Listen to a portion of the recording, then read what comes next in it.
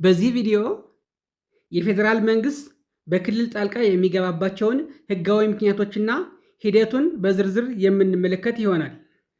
ክልሎች የራሳቸው የሆነ የጸጥታ መዋቅር አላቸው። እንዲሁም ደግሞ የራሳቸው የሆነ የፖሊስ መዋቅር አላቸው።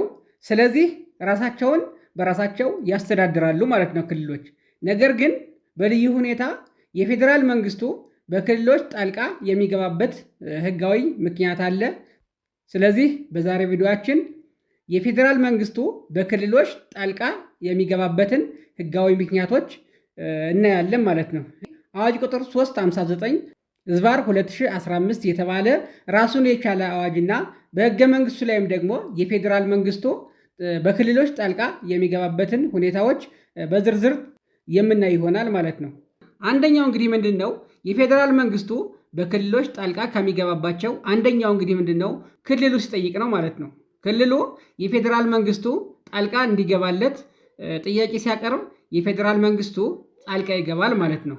ማንኛውም ክልል በራሱ ኃይል ሊቋቋመው የማይችል የጸጥታ መደፍረስ ያጋጠመው እንደሆነ የክልሉ ምክር ቤት ወይም የክልሉ ከፍተኛ የህግ አስፈጻሚ አካላት በፌዴራል ጉዳዮች ሚኒስቴር በኩል ጥያቄውን ለጠቅላይ ሚኒስትሩ ያቀርባሉ ማለት ነው። ስለዚህ ክልሉ ሲጠይቅ የጸጥታ መደፍረስ ሲያጋጥመው ክልሉ የፌዴራል መንግስት ጣልቃ እንዲገባለት ሲጠይቅ በዚህን ጊዜ የፌዴራል መንግስት ጣልቃ በመግባት ይህን ያጋጠመን የጸጥታ መደፍረስ እንዲስተካከል ያደርጋል ማለት ነው። ይህም እንግዲህ በዚህ አዋጅ አንቀጽ 4 ላይ እና በህገ መንግስቱ አንቀጽ 51 ንዑስ አንቀጽ 14 ላይ በግልጽ ተደንግጎ ይገኛል ማለት ነው።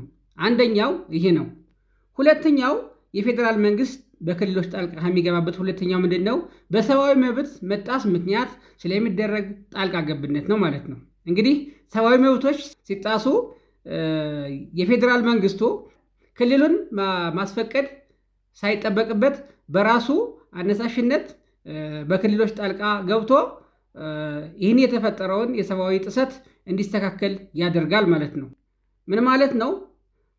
በአንድ ክልል ውስጥ በህገ መንግስቱና ህገ መንግስቱን መሰረት አድርገው በወጡ ህጎች የተመለከቱትን የሰብአዊ መብት ድንጋጌዎች የጣሰ ድርጊት ሲፈጸምና በህግ አስከባሪውና በዳኝነት አካሉ ቁጥጥር ስር ለማዋል ካልተቻለ የሰብአዊ መብት መጣሱን የሚያመለክት ስለሆነ በዚህን ጊዜ የፌዴራል መንግስቱ ክልሉን ማስፈቀድ ሳይጠበቅበት በራሱ አነሳሽነት ጣልቃ ገብቶ የሰብአዊ መብትን ያስከብራል ማለት ነው። ይህም እንግዲህ በዚህ አዋጅ አንቀጽ 7 ላይ እና በህገ መንግስቱ አንቀጽ 55 ንዑስ አንቀጽ 16 ላይ በግልጽ ተደንግጎ ይገኛል ማለት ነው። ስለዚህ ሁለተኛው ይሄ ነው።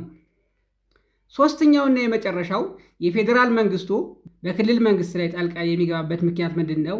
የህገ መንግስታዊ ስርዓቱ አደጋ ላይ በሚወድቅበት ጊዜ ነው።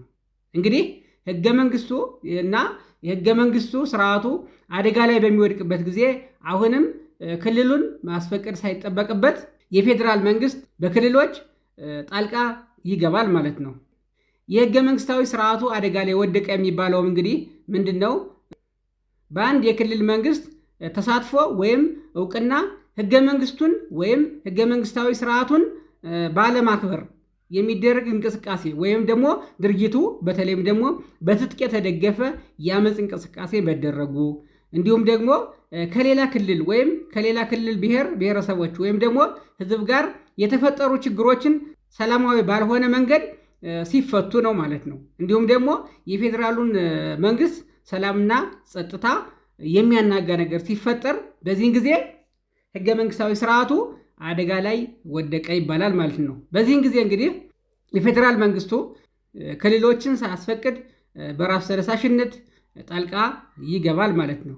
ይህም እንግዲህ በዚህ አዋጅ አንቀጽ 12 እንዲሁም ደግሞ በህገ መንግስቱ አንቀጽ 62 ንዑስ አንቀጽ 9 ላይ በግልጽ ተደንግጎ ይገኛል ማለት ነው። በዛሬ ቪዲዮአችን ያየነው እንግዲህ የፌዴራል መንግስት በክልል ላይ ጣልቃ የሚገባባቸው አንደኛ ክልሉ የፌዴራል መንግስቱ ጣልቃ እንዲገባለት ጥያቄ ሲያቀርብ፣ ሁለተኛ በክልሉ የሰብአዊ መብቶች ሲጣስ፣ ሶስተኛና የመጨረሻው ደግሞ ህገ መንግስታዊ ስርዓቱን የሚያናጋ ክስተት ሲፈጠር እንደሆነ አይተናል። በእነዚህ በሶስት ነገሮች ብቻ የፌዴራል መንግስቱ ጣልቃ ይገባል።